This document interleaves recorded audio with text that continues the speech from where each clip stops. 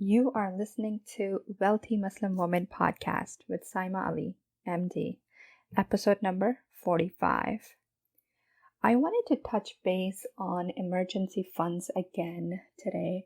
I think I spoke about it a little bit before, but with the whole pandemic and everything going on, we got to experience a new type of how or when we may need an emergency fund. And the fact is that about 80% of Americans live paycheck to paycheck. And an emergency fund is supposed to be money set aside that covers unexpected financial surprises. So it can be a job loss, it can be a medical emergency, it can be something breaking down in the house, maybe car problem, or any sort of unplanned expenses. The most important is a job loss, and before the pandemic, especially with people who had stable jobs, the argument was that we'll continue to have a job so we can put some expenses on the credit card for a month or 2 months, and then when the next paycheck comes in, then you can pay that credit card off, so you don't need to have an extensive emergency fund set aside. However, with this pandemic, we realized that no job is basically safe. Everybody was losing job, including physicians, nurses, and everybody was also getting pay cuts, even though they were asked to be working more. There are physicians who were getting pay cuts because of the pandemic. The hospitals making arguments that they're not bringing in the money, and then the physicians were also getting pay cuts. So even though physician jobs were needed and highly in demand, at the same time we saw the pay cut and even job loss for some specialties like dermatology and others. So it's important to recognize that no job is safe, and anything can happen at any time. So having an emergency fund, it helps with keeping stress levels low.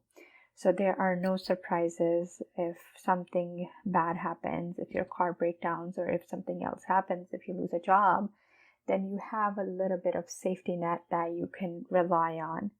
So being prepared with that emergency fund helps you come out better in life and just be more confident and have less worry. And the emergency fund should be set aside separate. So it should be not in your regular checking account. You can put it in some sort of saving account, because you don't want to end up spending that money on something that's not really an emergency, like ordering out a pizza or buying a big screen TV or something like that. So we want to make sure that emergency fund is separate so we do not end up spending it on something else.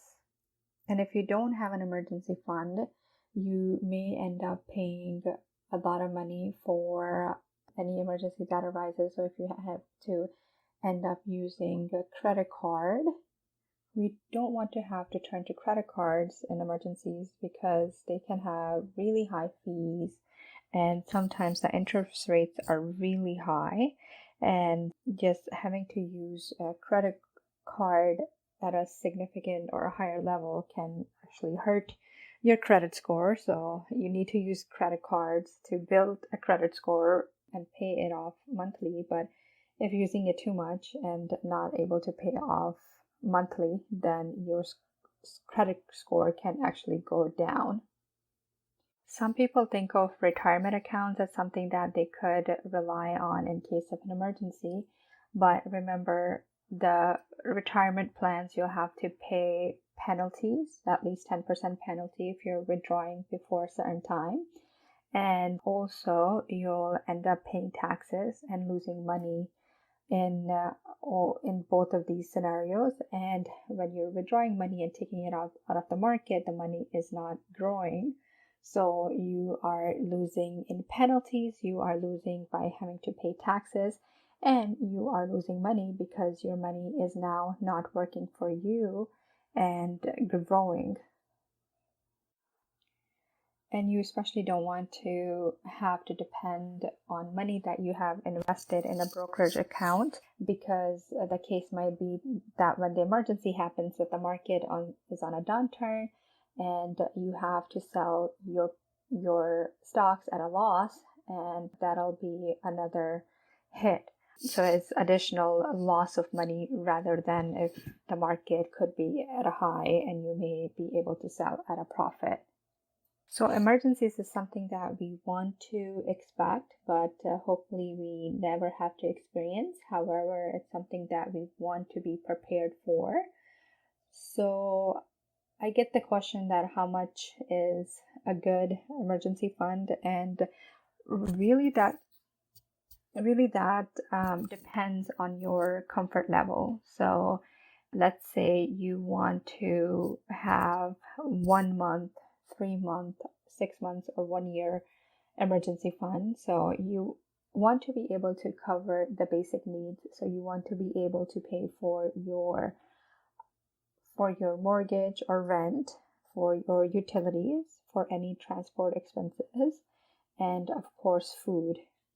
So you should be able to track these expenses based on your current living expenses. So just looking back at your statements or what you spent on each of these categories over the last month or 2 months, and then start building the emergency fund. You can start with building 1 month and then go to 3 months and 6 months, and then stay at wherever you feel safe. Now, another thing is that if the emergency is something like a disability, then long-term disability usually kicks in after 60 to 90 days, depending on your policy. So you want to be prepared for the time before you may be eligible for disability insurance. Now, I recommend that you have your emergency fund in a separate bank account than what you use normally, so you are not tempted to use it or it doesn't get eaten up with your debit card or credit card each month. And you can start at a small goal, so you don't have to start with 6 months or 1 year in mind. You can start with $250 or $500 initially. Set that aside. Once you reach that goal, then you can increase the goal to maybe $1,000, maybe $2,000, and then look at the expenses and do it. The point is, you don't want to become overwhelmed and stop the process. Rather, it's good to set small goals and achieve them rather than having a big goal that you're not going to work on and just avoid. The peace of mind that comes with having an emergency fund is just unbeatable. So it's something that must be considered. So I hope you start an emergency fund. And again, this is not necessarily the money that you want to put in the stock market to invest. This is considered money that's at hand that you can use if you need to use it for emergencies, and real emergencies like losing a job, having to pay for your rent or your mortgage, or having to keep the lights on in your house, or having to pay for a car that's breaking down and needing for transportation. So these are like true emergencies, not something like you want to go on a travel that's not really needed, or buying something expensive just for fun. So this is emergency money that should be set aside, and how much you need really depends on your comfort level, but at least 3 to 6 months should be considered. However, start small, because when you have smaller goals, you can start and meet them and then go to the bigger goals, rather than setting big goals and not achieving them. Okay, so let me know if you have any questions, and I'm looking forward to speaking to you next week. Bye.